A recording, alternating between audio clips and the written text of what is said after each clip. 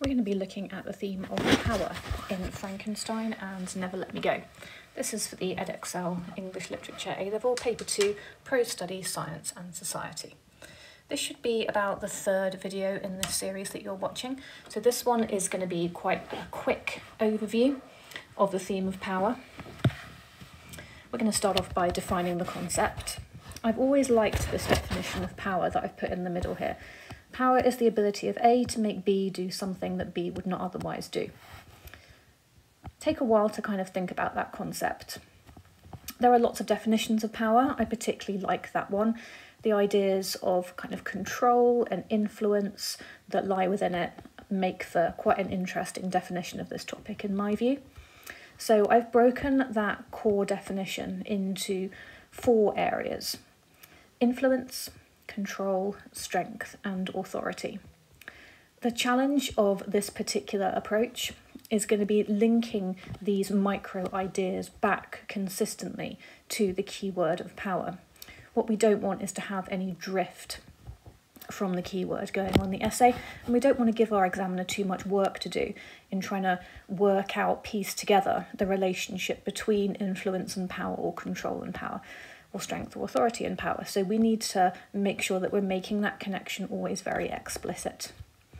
So this is your first challenge as you are linking Frankenstein to each of these micro aspects of power. How can you then bring it back to that keyword power? So pause the video here and complete this stage of the task. So it might end up looking a little bit like this. If we're thinking about the nature of influence as a subset of power in Frankenstein, I would try to work chronologically, if at all possible, because it would help you to talk about structure.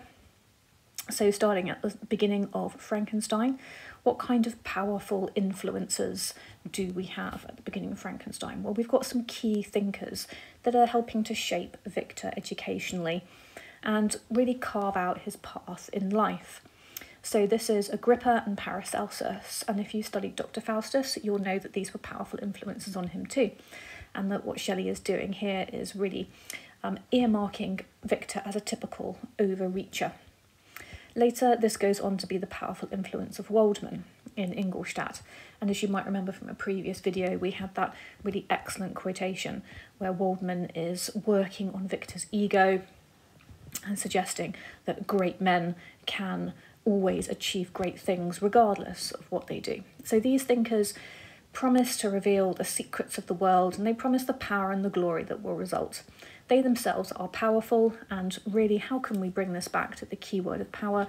Well, I think it's really about the power of education.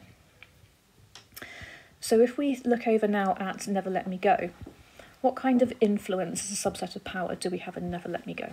Again, I'm going to start at the beginning of the novel.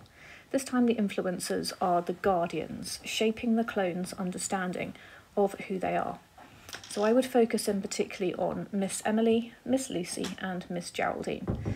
And again, the type of power we have here is the power of education, or in the case of the clones, a lack of power that comes from obfuscation through not revealing enough through education, holding back information. So the second subset that we have is this idea of control. So once Victor has animated the creature, he immediately lacks any control over him. The creature then seeks to control Victor himself and to persuade him to create a female, but he too lacks control over Victor's mind and actions. So what Shelley is exploring here are really the limitations of power and what happens when one cannot exert the power that one wants over somebody else, the complete failure of power. And on the Never Let Me Go side, we also have the results of a lack of power being shown if we turn the argument around and look at the clones. So the clones are completely controlled by the guardians and the myths that surround Helsham, and by their lack of knowledge of an alternative path. This is really most clearly revealed when they're at the cottages, when they could run, or they could even question their destinies, but they don't. So this is, again, very much the consequences of what it means to lack power. The fourth area is strength. So in order to have power, you have to have certain different types of strength. What types of strength? Well, if we look at Frankenstein, the creature has great physical and intellectual strength, but he lacks moral strength as he quickly veers into evil. Victor also has intellectual strength, but he too lacks moral strength. As we know, he is very much the doppelganger to the creature, so that's not very surprising. And he fails to act and take responsibility for the actions of the creature. So what is Shelley saying about power here? Well, there are different types of strength that are needed to be truly powerful, and perhaps the protagonists in Frankenstein lack power where it is truly significant, and that would be in the form of moral strength. On Never Let Me Go's side, the clones' physical and intellectual strength is never really tested in the novel, but their moral strength is tested constantly, and you could argue that they do triumph in terms of their unquestioning self-sacrifice for the greater good. So perhaps the sign of true power is in fact moral strength, although the clones themselves don't really recognise this. And the final aspect of power is the notion of authority. Victor acknowledges no authority beyond his own will, until he is briefly at the mercy of the authorities after the death of Clerval. The creature sees authority in the text that he reads and attempts to use these to persuade Victor to do his duty, although he fails. So what is Shelley saying about power here? Well, there's a lack of a powerful authority figure in this world of individualism. Conversely, on the side of Never Let Me Go, we have an all-powerful but invisible governmental force at play in this dystopia, and is able to exert absolute power over the clones' lives. The system uses clones themselves to enact the genocide through the role of carers, and this is a genocide that the clones are therefore obliged to partake in and also enact.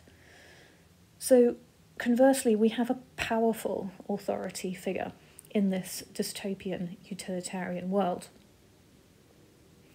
So rather than 3 bridges this time, I couldn't really collapse any of them into each other, so I did end up with 4, and this is what they sound like.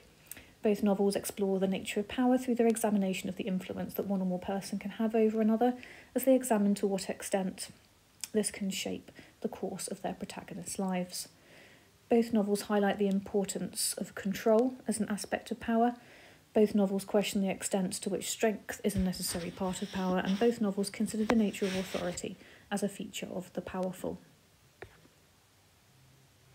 So now your final task is to find some evidence from the text to support these ideas, to weave in your context, to help explain why the author has written about this, and to evaluate the extent to which influence, control, strength and authority play a part in each text.